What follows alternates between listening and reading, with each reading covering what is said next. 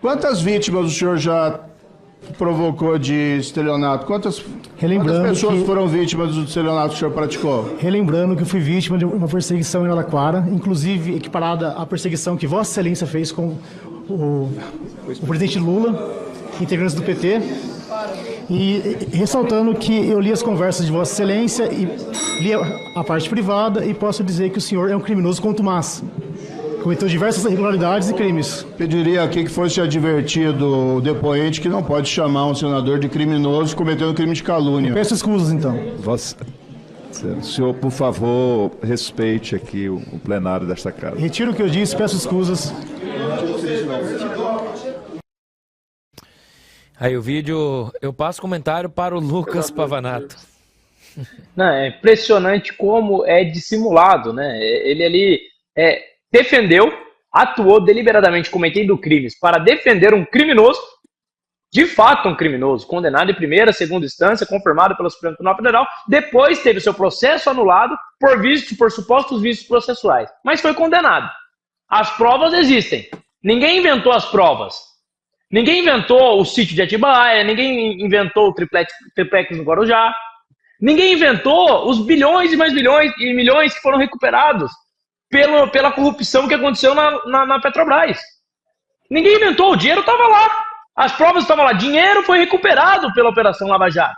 Ou seja, ele atuou cometendo crimes para defender criminosos e chama Moro de criminoso. Com o maior cinismo, chamam a direita daquilo que eles são. Acusam a direita daquilo que eles fazem. Porque para a esquerda não importam os fatos. O que importa é a conveniência. E se é conveniente para eles distorcer os fatos, então eles vão distorcer. Porque o marxismo ele é extremamente objetivista. Então, por exemplo, o marxismo, quando você precisa conquistar um determinado meio, se a corrupção for um meio para eles necessário, eles vão usar a corrupção. Porque para eles os fins justificam os meios. Para eles chegarem no objetivo deles, eles usam dos métodos mais bizarros, porque a moral para eles é relativa. São extremamente relativistas. E daí vem um cara que não apresenta provas, o tempo todo narrativas. O que ele falou mesmo da Zambelli é só narrativa. É o que saiu da boca dele.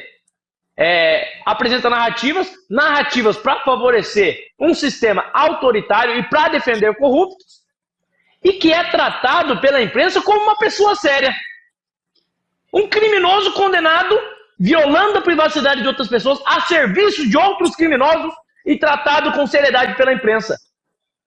É possível ter respeito e ter confiança no conteúdo que esse tipo de imprensa propaga? É possível ter confiança em uma imprensa que o tempo todo atua ao lado de criminosos, porque esse cara é criminoso, para propagar narrativas sem provas, e depois acusa outros veículos de mídia de propagar fake news? Acusa as pessoas de direita nas redes sociais de propagar fake news? Não tem como confiar.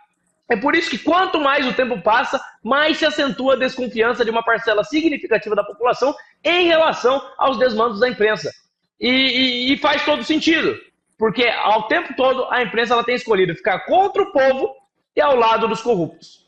Obrigado, Daniel. Ô, Anselmo. Opa, fala, Anselmo, duas coisas me impressionam nesse último vídeo do Moro. Primeiro, a disfarçatez e a tranquilidade com que esse criminoso chama as outras pessoas de criminosos. Por que ele tem essa facilitação? Porque você tem uma narrativa de uma mídia, do próprio judiciário, você tem uma narrativa do executivo, que foi eleito tendo saído da cadeia, você tem um presidente da República que acabou de sair da cadeia, e dá margem para que um criminoso venha, uma vez que a gente tem um homem que foi, não posso chamar de criminoso, mas foi condenado por crime de corrupção e lavagem de dinheiro, que estava na cadeia por essas condenações, possa dizer de um senador íntegro e probo como o Sérgio Moro ser chamado de ladrão, criminoso e perseguidor e carrasco. Uma vez que ele se sente tranquilamente confortável, porque o presidente que foi condenado, que estava na cadeia, está hoje na presidência da República de novo. Ou seja, a inversão dos valores do Brasil propicia esse tipo de coisa, sem que ele seja sequer processado. Pois o Moro deveria ter brio e processar um sujeito desse. E só isso, só essa calúnia ter sido chamado em plena CPI de criminoso, de carrasco, é um delito grave. E o Moro, aquela masculinidade que é peculiar Ó, divirta ele, não pode. Pô, pelo amor de Deus. As pessoas têm que dar a devida resposta com hombridade a um criminoso mequetrefe desse. Não é uma questão meramente burocrática. A falta de testosterona dos nossos políticos é gritante. O cara é chamado de fascista, nazista, genocida, virou moda agora. Se você fala da ilustre calma do Alexandre de Moraes, você periga ser preso. Agora, você é chamado o tempo inteiro de nazista, fascista, assassino de criança. É isso mesmo, Flávio Dino compara bolsonarista com assassino de criança. E nada acontece, ninguém processa. Pô, esse povo tem que virar homem. Ajuda aí. Não, e mais do que isso, né, Adriles? Não se fala mais nisso. Acho que há 2 semanas ou 3 semanas, não lembro mais quando, um dos ministros do Supremo esteve em um congresso da UNE e se referiu a 58, 60 milhões de brasileiros que votaram no Bolsonaro de uma forma, com uma desfaçatez, de uma forma absurda. Torturadores, censores, que é isso?